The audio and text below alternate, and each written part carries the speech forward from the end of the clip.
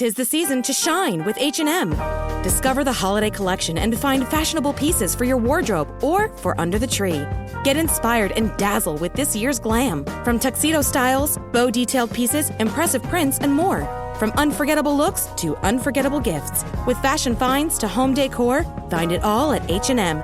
Treat your loved ones and yourself this season. Shop in-store or at hm.com.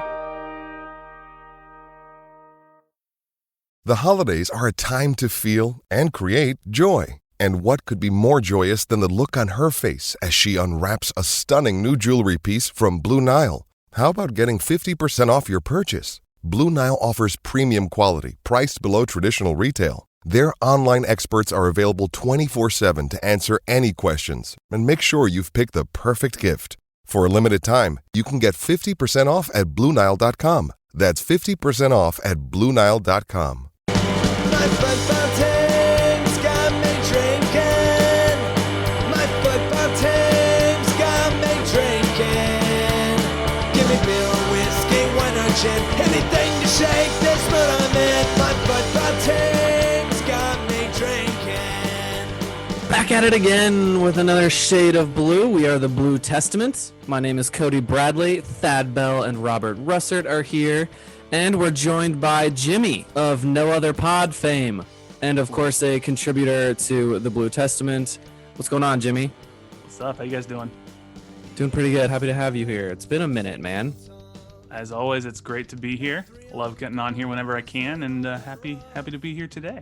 Yeah, you're always a good addition, and it's my fault that I text you about 10 minutes before every podcast. Like, hey, you want to join? Or Now, this one was good. I got your message earlier. You're like, can you do it tonight or tomorrow? And I was like, yes. Yeah. Yeah. All right. We got some departures to talk about, unfortunately. But before that, I guess we should briefly discuss that the preseason has been delayed a bit. It's been a long wait. We didn't even get our full fix last year of the weird year of 2020 for the season. And now we got to wait a little bit for preseason. It's kind of a bummer. I was looking forward to, it was supposed to be originally next week, where we got players reporting into camp, and they're probably gonna have to go through quarantine and whatnot. But I think it was originally somewhere around like February 22nd or whatnot that they were saying they're going to report. And now it's delayed till I think at least March 1st is what I saw. And then we should be warming up. It should be just like a few days away. Was it March 1st is actually the start of training camp, and they're reporting this week, like the week before. Well, so that's what was interesting. So they can quarantine.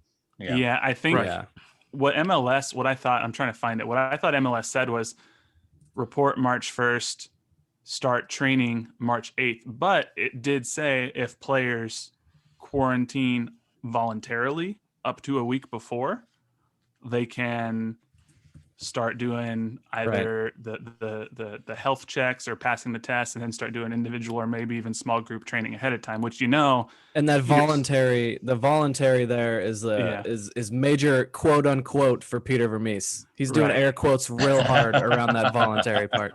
That's all I could think of too. Hey, there was a Johnny Russell sighting at Target on my Facebook feed today, so there you go. All right, so Johnny's here. Johnny's ready to go. That's good to know. Yeah, that's exactly what it said. It said he was ready to go. It's a picture and everything. And Kenda just flew back like this last couple of days. That was on his Instagram. Polito's here. He said that on Instagram. So the boys are ready. They're all going to be quarantining and back as early as they possibly can. There's no way that Peter's not going to try to take advantage of every possible second he can. Right. Well, Johnny's apparently not quarantining if he's hanging out at Target, but well, sort of. He had his mask on at least. Guys got to go grocery shopping, I guess. That's right. You got to give him that. Yeah. Plus, he may have been here the whole time. I mean, he may have been here for quite a while, so he may not need to quarantine because of travel. Good point. He may have not even went home. Who knows? That's true. We know Polito was traveling because he's been at the Super Bowl and beaches in Mexico and all over the place. All that leaves... who that scarily sounds like. Remember the German DP years ago, spent time on the beach and not really getting ready for the season or mid-season? The German DP? Lothar Matthäus. Yeah, go hang out on the beach. There. as hard as I've seen Polito work out in his social media and when the little bit we got to see him in person, I'm not extremely worried about him being in shape for a season. Yeah, same. But so at least we have we have dates. The countdown has begun. We know when it's all going to start. So the only question remaining is this the team? Is this the Sporting Kansas City team we've got? So let's talk about Felipe and his departure, or I guess is it even official yet? Is Gutierrez? It's not officially announced by any team. No, but he is all but it looks nearly confirmed he is gone. And I know that news isn't necessarily that fresh, but Jimmy, you wrote a pretty good article for the Blue Testament. I think a lot of people were just kind of sad to see such a quality player go, and it seemed like he would be so vital, but I think a lot of people were forgetting that they didn't play without him, or they played without him most of last season, and that actually is one area of the field that Sporting has quite a few players. There's some depth in the midfield there. Yeah, and look, like I said right off the top of this article, in an effort to try to, quell any potential backlash that I could get, is I love Felipe Gutierrez as a Sporting KC player. Why do you hate Felipe? You want him gone. And I did want him back, but if you look at it, it's sort of, he's a much different player than Dom Dwyer. But I think about it back when Sporting KC traded away Dom Dwyer to Orlando City, a lot of the fan reaction was, oh my God, he was so good for Sporting KC. How could you do this? And Dom wasn't even coming off an injury. Well, you look back at that trade now, whatever it is, 4 years later, and you're like, Sporting KC got the better end of that business deal, making $1 million in allocation money or whatever. By a mile. Dom's not even with Orlando City anymore. He's a free agent. And I'm looking at this with Felipe, and I'm like, yeah, 2019, he was the team MVP. He was great. 2020, injuries. He's had some injuries before. He's like, 31 years old now, maybe, which isn't super old, but it's not super young. It's sort of at the back end of that prime window. And coming off a major knee injury, could he return to 2019 Felipe? It's very possible. Is it a guarantee? Not at all. And when you start talking about a DP spot and around $1.7 million in salary, I can understand how Peter, we all know Peter is not one to let emotion get in the way of his decision-making, can look at this situation and go, okay, well, we probably are starting Gadi Kinda, who we just made his transfer permanent at the number 10 or the left center mid spot. Remy Walter or Ilie is probably going to be at that number 6 spot. They signed Roger back. That's the really the question mark is Roger the day in, day out number 8? But you have Gianluca Buzio who can play there. And if they want $10 million for Buzio from an Italian team or a European team, they're going to have to get him more minutes on the field. So I just, as much as it pained me to say, in the midfield, Felipe might have been the odd man out. Right. Yeah. I don't know if about odd man out, but at least, we're not left in the dark without him is at least how I look at it. Yeah. Yeah, healthy Felipe would definitely not be the odd man out. That'd be insane. Right. But right. Is he healthy is the question. And is the $1.7 million worth that gamble? And I have to think, and this is what I try to remind people all the time, Peter and the technical staff know more than we do. They're not going into this decision with the same limited amount of information that we know. I'm sure they have more information on Felipe's fitness level and medical status. And if they're trying to lower that salary, or they're not comfortable that he's going to return to that 2019 form, or he's not worth that money, it's kind of got to be a little bit of, in Peter we trust and hope that he knows what he's doing. I think they might. Go ahead, Thad. I was just saying, I think they might not know as much as what we want to give them credit for, but it's just that they don't know, and it's a risk. Could be. It was that risk with Madronda, and he's never come back to form. And with Felipe, we just don't know if he will ever come back to form. So why risk that money? If they might have offered a contract that was very incentive laden because of that uncertainty, and he may have wanted more guarantee. Yeah. Yeah. I mean, with going back to Iko Para, even when it was a question of protocol, as far as negotiating publicly or whatever, they've been much more hardball with negotiations in recent times. So there's nothing wrong with that. Yep. No. And you got to remember, Felipe only played essentially half of his 3 years here because he missed all of 2020.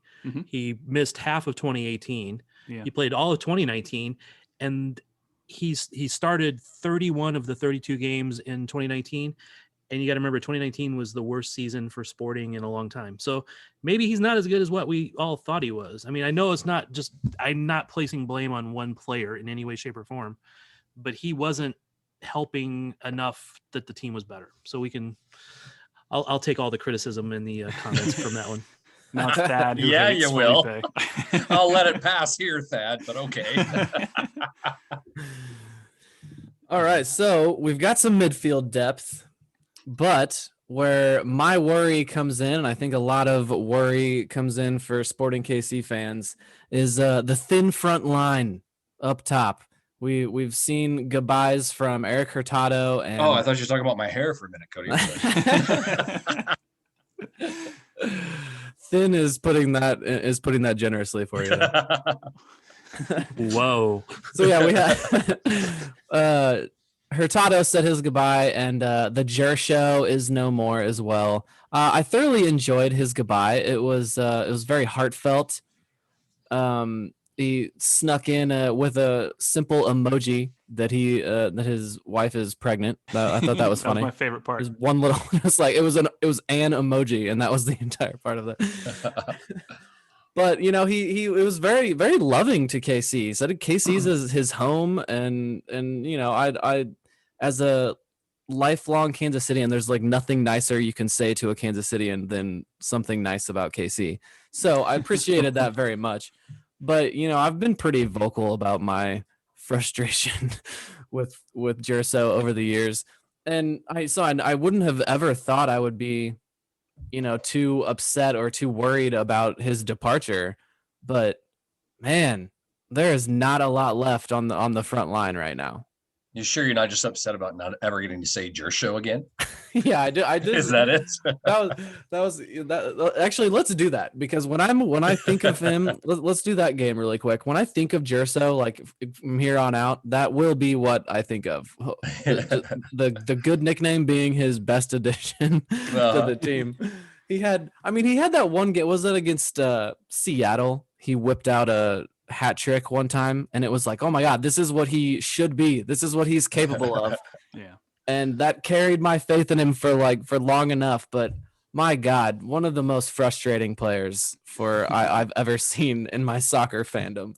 And am I wrong, or was one of those goals right-footed even? I don't know. Maybe I'm wrong. Anyway. Yeah, no, I think he did have a weak-footed one in that game. I don't know.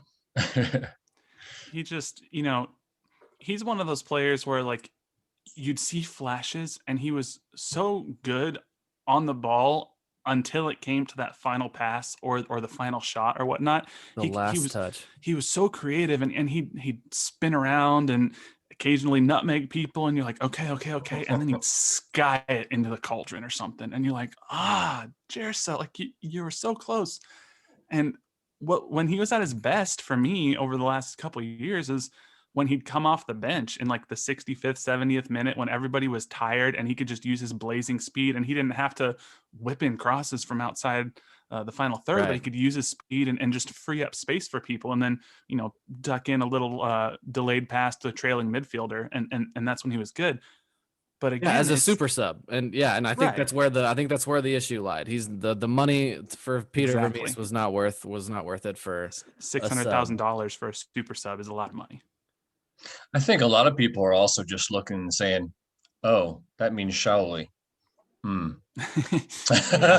Yeah. Right. So I had to play like the opposite person for Felipe Gutierrez. I got to do it for Gerso now too. I don't know that 600,000 is actually that much for a sub nowadays. I knew you were gonna say that because of the way the salaries go up, and I just wonder if, and when we say that Peter may have decided that he wasn't worth that. Peter did make a bona fide offer, which has to be the same amount or 5 to 10%. I forget the exact number. That's fair. Higher. So he was offered pretty much at least exactly what he was making before.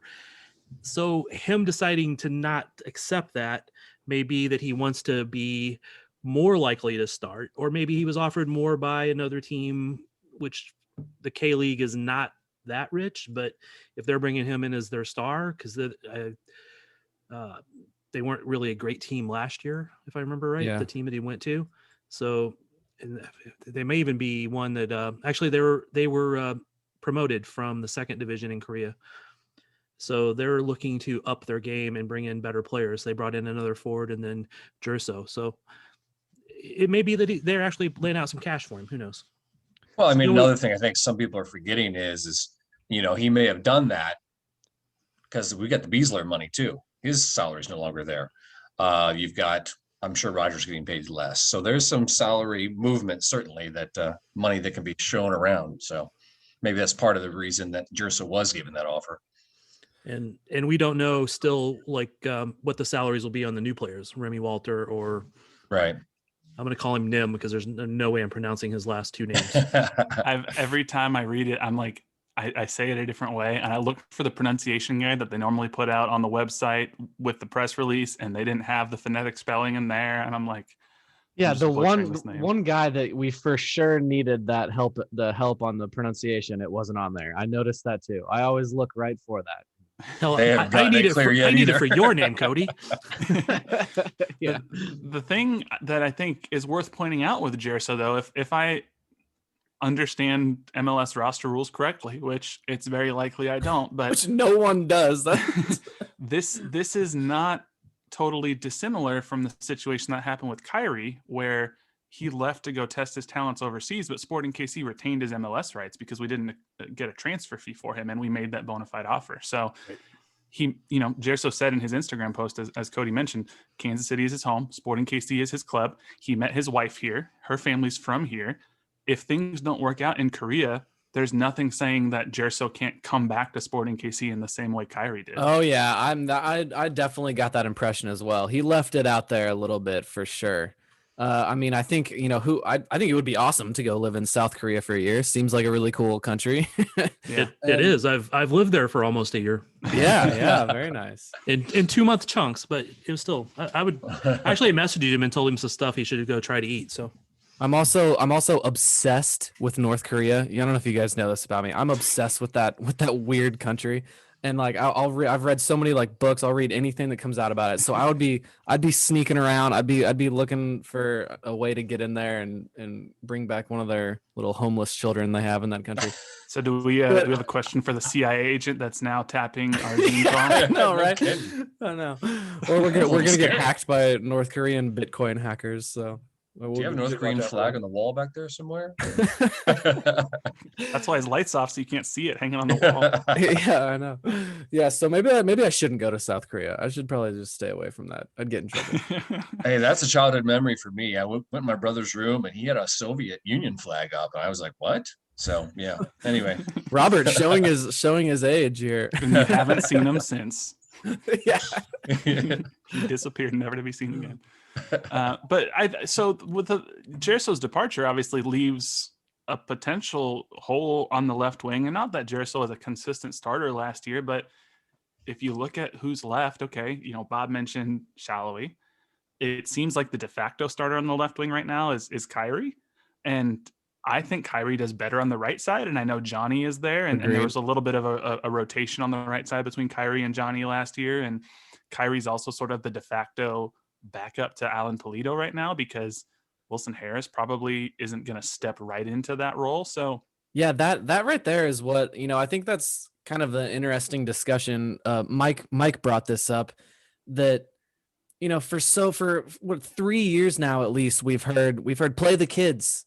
We're supposed to have all this young talent and these good homegrown players that we have in this system. And now that it's time for the kids to step up, everyone seems like, oh no, now this team is terrible. We have no shot at winning games. So yeah, I mean, I guess you would still, can you still even put Kyrie as the backup striker if he's the starting left winger? I mean, I don't even know if you can even do that. So we're definitely, as it stands now, we'll talk a little bit more here in a second about, potential replacements, but without Hurtado, is Wilson Harris just the backup striker? Is that where we're at? I would still say it's Shelton and then Harris. Because if Polito was out, they'd probably start Shelton and they would start somebody else on the left wing. Right. Somebody else. Who is the somebody else? Busio, Kinda. Busio, Yeah. but neither of them are natural left wings. We're all on the same page. No disagreement there, which doesn't make for a good show. But yeah, I agree. I think Busio would be my choice as well. But yeah, I mean, it's weak. It's thin. That's why I said in that article, okay, Felipe's gone, and this didn't necessitate Felipe leaving to do this, but you got that money. You got the Beasler money off the books, as Bob said. Rogers probably had a reduced salary. You got a DP spot open. Maybe that becomes Kinda by the time the year starts, but they can move some things around with either him or Johnny Russell. You could take that money and go try to get a left wing who can be a consistent playmaker out there. And that frees up Shelton to be a little bit more of a rotational player with Johnny on the right side or backup Polito at the number 9. And I'd feel a little bit better if we had someone else on that left wing position, because right now it really just feels patchwork. Right. So even talking about Johnny being out there, you want to give him rest. He's not young anymore. You want to at least let him not start every 4th game, maybe. Yeah. Especially if it's going to be pretty congested this year. Kyrie might also not just be the de facto backup to Alan Polito. He's also the backup to Johnny Russell. Yeah. Yeah. And then you have other depth down there like Barber, Cisneros. Yeah. Maybe. Freeman. Yeah. But it's not anything proven. No, right. None of it's proven at this point. Yeah. That's why playing the kids is always risky. That's what people are looking at. If Polito goes down again, what do we got? But what about this aspect? Assuming Remy Martin is the answer in midfield to shore up our defense in the midfield, assuming Ismet, Marin, however you say it, is the answer in the middle, our defense is going to be a lot stronger, thus a lot more able to go through and survive a Polito injury, loss for a number of games if that happens. Well, it's the problem is, we obviously can't speak because we haven't seen them play, but it's still a question.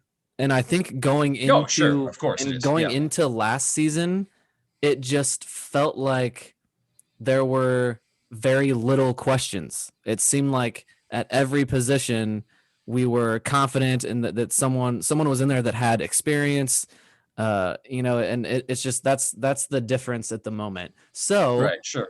Does anyone? Do you guys believe we will see a signing before soccer is played? Is there any reinforcements coming on this front line? I believe so. I think so. I have a wild, totally hypothetical / little bit of conspiracy theory suggestion. Oh, well, hold on. I'm afraid you're going to say what I think you're going to say.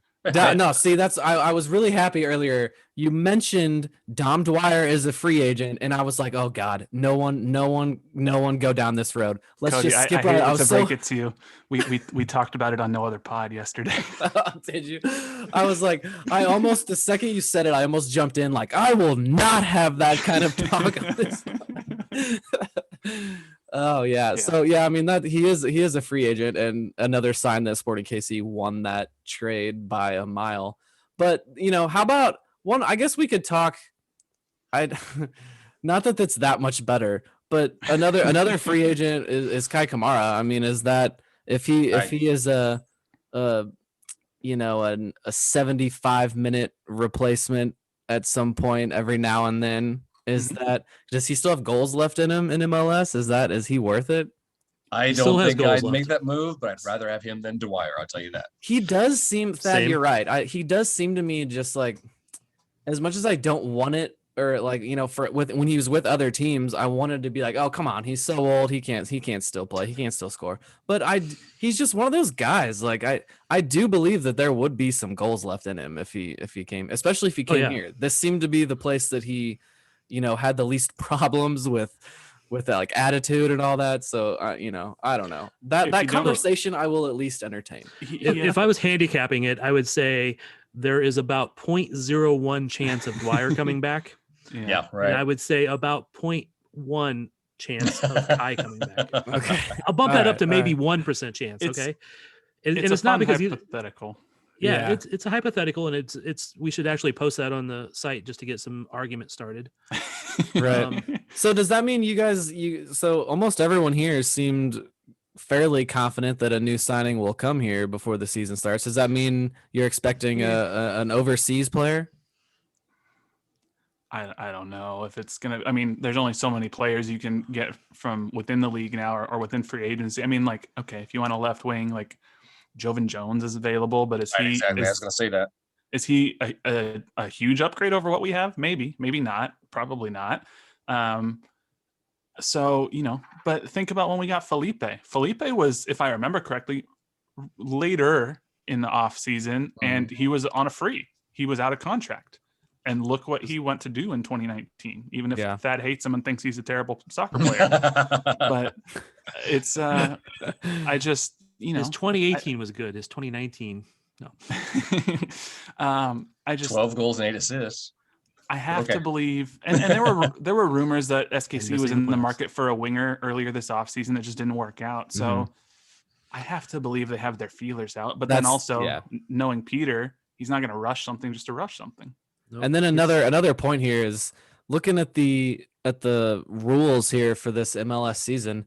The window, there's 2 windows, but it's only closed. The time in between is like a month long. Yeah, I mean, that seems really weird to me. So even if it's not necessarily before soccer starts here and reinforcements don't come to play and get time in spring training, then there is still plenty of time, I guess, to bring somebody else in. And then another avenue here we should talk about real quick, at least, is the rumors. Nothing is confirmed from the league, but about this potential under 22 incentives that are coming for MLS is, changing some rules. It seems it's all kind of conjecture at this moment, but it seems like it's similar to a designated player rule in that a team could sign a player under the age of 22 or under the age of 23 and it not count against their salary cap. Now the details, some of it. Yeah.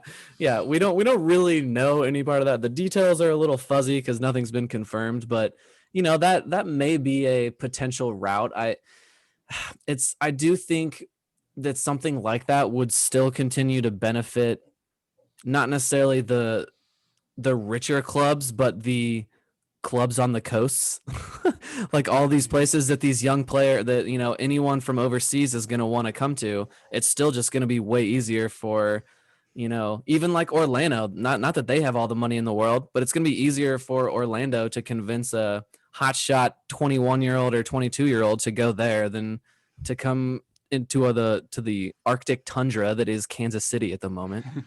Or the Arctic tundra that is Texas. Right. Yeah, I guess that's true. Yeah. I agree. I mean, so what we seem to know, because like Cody, you said, the details are a little vague. We don't exactly know how much they're going to make. There's a little ambiguity there. But what Sam Stejskal from The Athletic said was there's no limit to acquisition costs. And my understanding is those acquisition costs aren't going to count. This isn't a DP, so it's not like that has to be sort of split up over the life of the contract. So that's where I think you're right. It does benefit some of those clubs like Seattle or New York City or Miami, where LAFC, where they can spend $5, $6, $7 million on a young player like a Diego Rossi and put him in this program and have it count significantly less against their salary cap, but they have the money to spend, and it's not as big of a deal if they miss on that player. Well, and I mean, in theory, shouldn't Sporting Kansas City have that money to spend? If they're not paying Felipe, if they're not paying Gerso, then different monies though. I know. When you talk about who, like a lot of the players, and a lot of people get this kind of little bit misconstrued, is like salary saved on Beasler. Majority of that is just coming straight from MLS, not from owners, right? So most of the time, that extra money coming for DPs comes from owners. And some of this extra money for transfer cost would come from the owners. And then just the regular salary that was against the budget would come from MLS from that allocation of money. So my God, MLS is such a crazy experience. But I do think that if you brought in like 3 of those guys and you hit on 2 of them and sold them on, if you missed on the third, it would be worth it. Right. You just can't miss on all 3. Exactly. And that's what this seems to me like this is I think MLS saw, okay, players like Reggie Cannon or Albert Elise or Miguel Almiron or whatnot, younger players who did well in MLS and were able to be sold off to other leagues. Even Weston McKennie, even though he didn't play in MLS, he came up through the FC Dallas system, were able to be sold off to other leagues for a profit, play pretty well in most cases so far, and sort of elevate the reputation of MLS in the eyes of the rest of the world as, even if this isn't your final destination, it's a league that can get you to where you want to go. And that's what this seems like. MLS is finally embracing, what was once considered taboo to be a selling league, as it's okay to be a stop on the road to the Premier League. There's nothing wrong with that. Oh yeah, there was definitely a time. I always, fought that school of thought there that the MLS really didn't want to be a sell-on league, but man, there are really good leagues around the world, like leagues with a lot of talent in Europe that are proud to be a sell-on league. They're proud to, have Bayern Munich loan their players to them for a season, and so I don't think there's any shame. Like MLS is not gonna just snap their fingers and become one of a top 5 league in the world like they were, or the eventual goal is. So it's a stepping stone, and I do like a logical this idea. next step. It's a logical next step to take, and it's like you realize that you're able to sell things, and now you're going to invest in a new product line, and that's all it is. Is you're just coming up with another way to sell stuff. And I think also it's MLS is recognizing, hey, economically, teams in South America, teams in Brazil are having difficulty. We can fill that gap and get those players leaving those leagues to step up to us, which is a increase in their exposure as well. And then they can move on too. So I think they're recognizing that fact. Okay, so let's end really quick on this. Just a hypothetical question here. If this is the roster, can Sporting Kansas City come close to what they've done in years past? Can they quote unquote compete if this is it? What do you consider competing? No, this is a sports show. You're a talking head. You gotta have an opinion. That just seems like a question that they ask that you see on a scroll of ESPN. Can Sporting KC compete? So this is where we gotta yell at each other. Any team in the league can compete. Can they be a contender is a different question. Okay, but then that's the same thing. What a contender of what? A playoff contender? Cody's doing his best Skip Bayless right now. He's just getting mad and yelling. Oh my God. Absolutely not. Absolutely not. What I would say is, can this team fight for a playoff spot as constructed? Probably, assuming injuries don't derail the season. Is it a high seeded playoff spot in the West? Probably not. This is probably a 5th, 6th, 7th seed team is my best guess. Right. I'd also say that it's dependent on, a potential sale of Busio. I mean, if this is it, and then Busio is gone all of a sudden, then the midfield depth goes down quite a bit. Then there's no depth on the left wing. Like, I mean, that would be, if he's gone, they're gonna have to spend that money that they get like pretty quickly. Yeah, and we're putting a lot of faith just in Isamat Miran, or however you say his name, to be a rock in the back line. Nim. Remy Walter to be able to step up and sort of take over or be the next evolution of Ilya, and hoping that Polito stays healthy, Johnny can stay healthy, Roger stays healthy. There's a lot of things that have to hit just right for this team to be legitimate contenders. Mm-hmm. And I think it's going to be tough. There's a lot of teams though that will struggle if they have a main guy go out. I mean, LAFC last year, they were 8th seed, I believe. And they should have been one of the better teams, but they miss a player and boom, they're now they way down the line. It could be that way for anybody. So SKC is not greatly weaker than they were last year with who they've lost. We don't know if they're better because of the players. That's a valid point, Thad. Good job. So could they contend? Yes. Will they contend? That does have to that remains to be seen. And they did not play some of the stronger teams in the West because of the way the season ended up last year, but they also didn't play some of the weaker teams to pad their schedule, like LAFC and the Galaxy. And let's see, they did play Vancouver, they did play San Jose, but I think only once, maybe twice. So they didn't pad their schedule with like Seattle and Portland did by playing Vancouver 27 times and LA's 27 times. Slight exaggeration. True that. Bob, where are you standing? You feeling good about the squad or what? No, I totally agree with everything you guys are saying. But also, let's not forget, if Pleto goes down, a lot of people say, okay, Russell can be the goal scorer, but he was in a big slump end of the season last year too. So we've got to get him back on a roll. But no, if everything works out fine, everybody's healthy, everybody adjusts well, I think this can be a contending team. Maybe even top of the West, possibly, but the starting lineup. Right. Yeah, the starting lineup is not far off from what it was last year to build off what Thad said. So it may even be better. Yeah. We don't know that yet. So we have to see how Nim is. We have to see how Remy is. We need to see who the extra rotations are. If, like from 2019 to 2020, a lot of the young players took a step up, which is why they got a lot more time.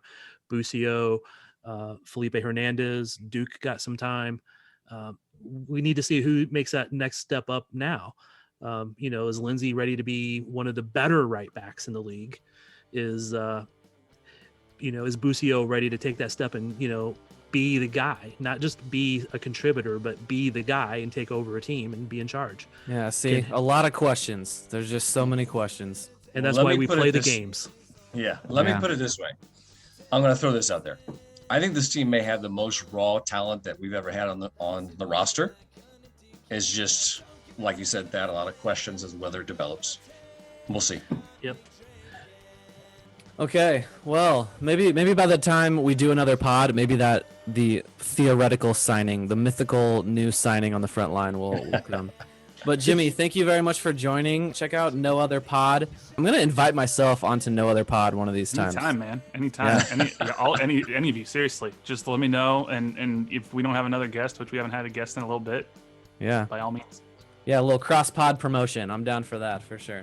But yeah, thanks for joining. Always a pleasure. Guys, be sure to follow us on Facebook, Twitter, and Instagram at Blue Testament KC, and join us at thebluetestament.com and leave us a comment. And we'll talk to you soon. Go Sporting! And 3 own goals ain't all that rough. Our skipper has just been sent off. Supporters strong have all gone soft. My football team's got me drinking. My football team's got me drinking. My football team's got me drinking. Give me beer or whiskey, wine or gin, anything to shake this mood I'm in. My football team's got me drinking. My football team's got me drinking. My football team's got me drinking.